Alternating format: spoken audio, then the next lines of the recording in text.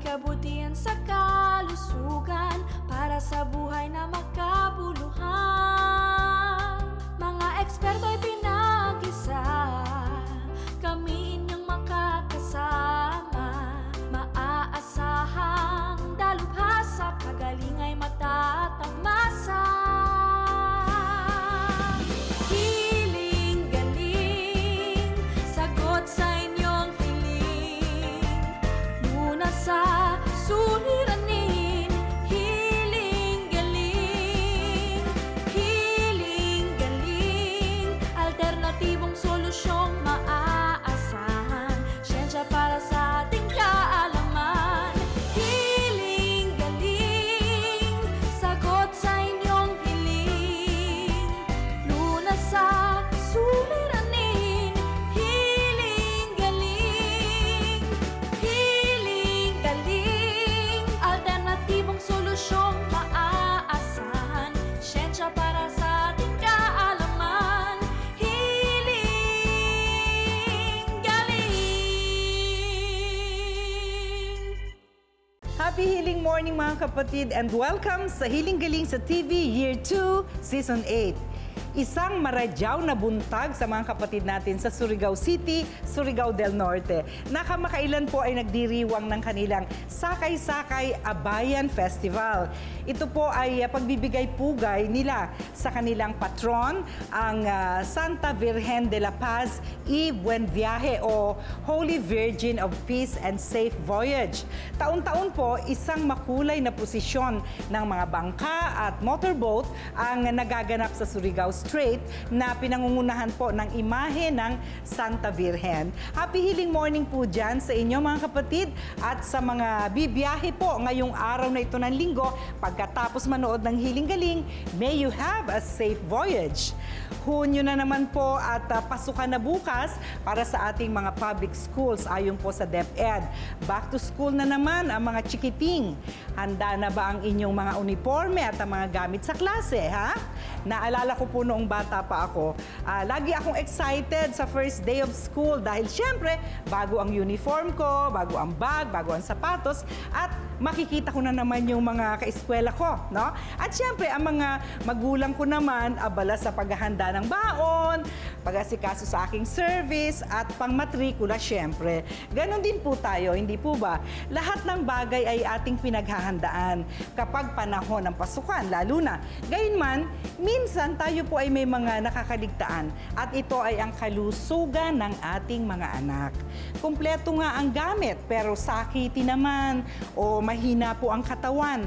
Sa buong panahon ng bakasyon, maganda pong pagtuunan natin ang pansin ang pagpapalakas ng resistensya lalo na ng mga bata. Dahil sasabak na naman po sila sa maraming gawain pagdating sa pasukan. Maganda po na pakainin natin sila ng tama yung masustansya.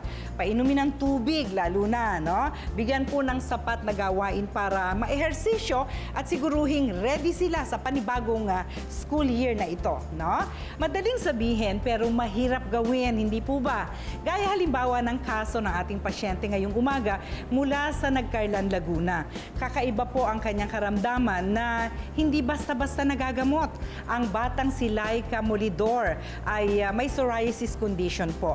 At isa itong dahilan para mahirapan siyang makapasok sa eskwela. Panoorin po natin ito. Ako si Ginang Jennifer Molidor, nakatira sa Barangay Silang Alasaan, Nagcarlan, Laguna. Si Jelaika po ay pang-tatlo kong anak sa kanyang magkakapatid.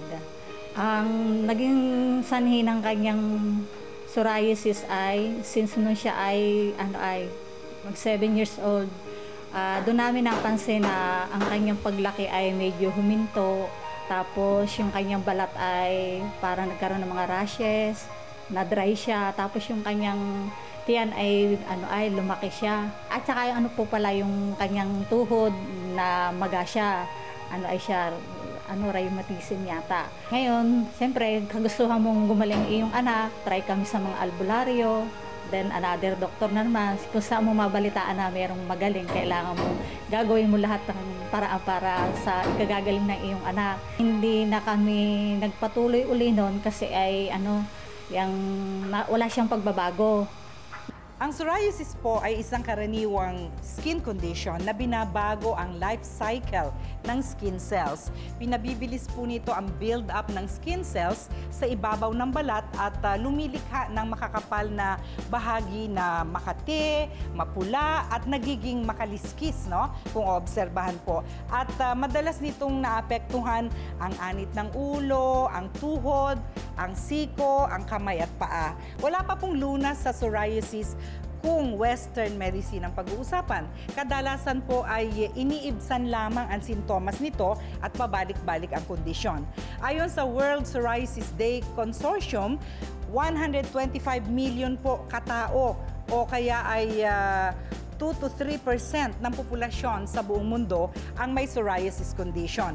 Madalas po itong lumilitaw sa mga may edad na 15 anyos hanggang 25 years old, ngunit maaari po itong ma-develop sa anumang edad, gaya po ng ating pasyente. Ang mga pasyente po na may psoriasis ay kadalasang sensitibo sa sikat ng araw at sa init. At kadalasan po ay nagkakaroon ng depression ang mga pasyenteng nakakaranas nito dahil nababawasan po ang kanilang self-confidence, lalo na po yung kalat na, no, na klase ng psoriasis. Yung kanilang pakikitungo, pakikaharap sa ibang tao ay apektado po bunga ng kanilang kondisyon. Pero may kilala po ako may psoriasis condition. Hindi halata kasi controlled. Pero parang wala naman siyang hiya eh. Lagi namang masigla, laging masaya. Hindi, iba po yung walang hiya Wala lang hiya, hindi nahihiya. At hindi po natatakot sa araw dahil napakadalas ay nasa beach. Negro na nga po siya ngayon. Walang iba kundi ang ating magiliw na wellness chef, si Chef Jeremy Fabia. Happy healing morning, Chef! Happy healing morning, Dr. O, diba ang itim-itim mo? Parang hindi talaga malalaman kung may psoriasis ako. Nakatago na sa itim ko. Oh, ayan. At happy healing morning din, lalo na sa mga kapatid dating may psoriasis condition, kagaya ko.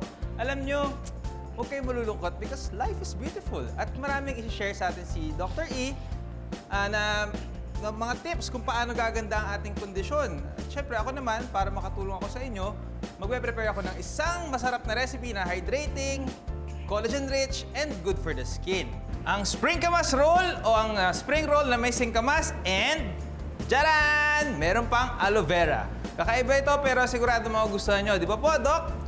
Okay na okay yan, Chef. Maganda yan. At sa tingin ko, yan ang palagi mong kinakain. Dahil healthy and smooth naman ang iyong skin, hindi halata sa'yo na meron kang skin condition. Kasi panay inom ng tubig po nito eh. Tamang-tamang ma-share natin yan kay Laika mamaya. Kaya mga kapatid, samahan niyo po kami ni Chef Jeremy ngayong linggo ng umaga at huwag nang magtiis sa psoriasis dahil pagagalingin natin yan sa natural na paraan. Magbabalik po ang Hiling Galing sa TV Year 2, Season 8. Dahil po tungkol sa balat ang topic natin ngayong umaga, narito po ang tips on how to maintain a healthy skin. Skin problem ng ating mga kapatid, sisikaping sagipin the natural way. Subaybayan ang mga payo ni Dr. E. Dito lang sa Hiling Galing sa TV, Year 2, Season 8.